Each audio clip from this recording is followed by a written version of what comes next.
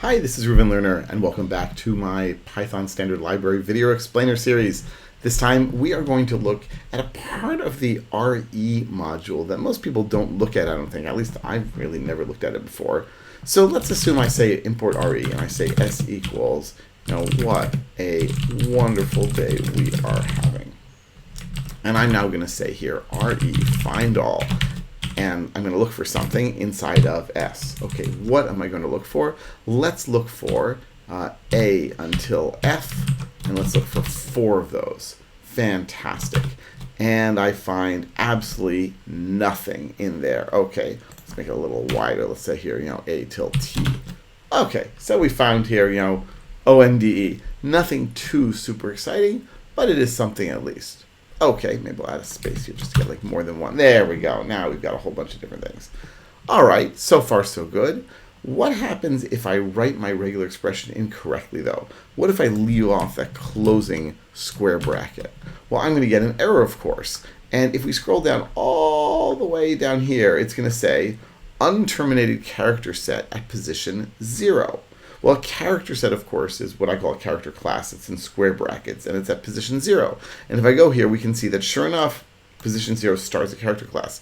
If I'd said here, space, and then all that, then I would have gotten an error as well. And it would have said, well, now it's at position 1, meaning you open square brackets at position 1, but you never close them.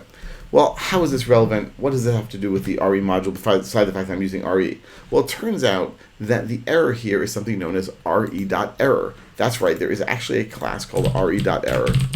What is it? It's a type of re.error. It's going to be type, meaning it's a class. Say then re.error, oops, who does it inherit from? It inherits from exception. And anything that inherits from exception is itself an exception. So what I can do here is I can say something like try re find all for all this, and then accept re error as e, and then print, regexp error e. So let's first of all keep it sane, and then we'll start adding in other stuff. And sure enough, if I now write it like this, oh well, now it's fine, right? M equal, let's just do print of that. Right, and we get, well, no matches. Okay, let's put back that space there. There we go. And if I put in a space here in the character class, now we're doing better. Very good. But what if I leave off the, let's do the n square bracket here. Now it says unterminated character position 0. So we see here that the message associated with E, just like with all exceptions, will tell us what went wrong. But it turns out that the re.error class does more than just set the message. It actually has a whole bunch of different things that it sets. So I can say here, print f, and I can say, for example, well, the message we've seen already, the problem pattern is, and then we can say e.pattern, and we can say, well, let's do this.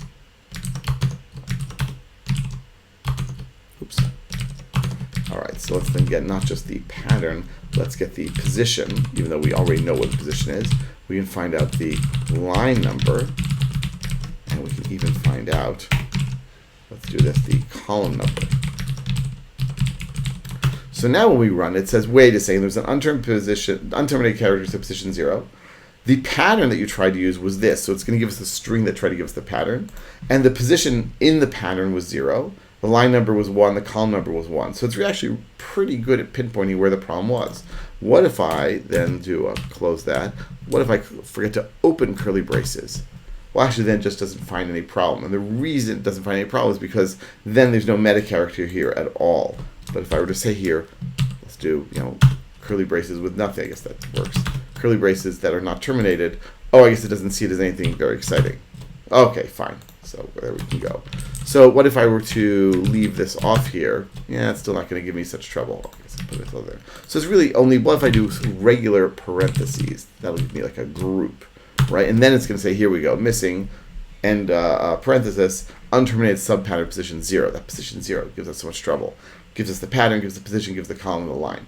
So when would I use this? For truth be told, I don't expect that very many of us are going to want to try and accept on re.error. It's just not going to happen. If, however, you're creating a development environment like Jupyter, like a debugger, like an IDE, then you're almost certainly going to want to trap this sort of thing so that you can print it nicely for the user, as they've done here in Jupyter. In your day-to-day work, though, unless you are putting together dynamic regular expressions based on user input or file in the network or something, your regexp are probably going to be things that you've defined in advance. And so if you're running into trouble with their syntax, that's probably a bigger problem. All right, but re.error is part of the standard library. It's important to know about because you'll probably encounter it on occasion at least when you have problems. And now you know how you can parse it out as well. All right, enough for this time. Thanks very much for watching, and I will see you next time on the Python Standard Library Video Explainer Series.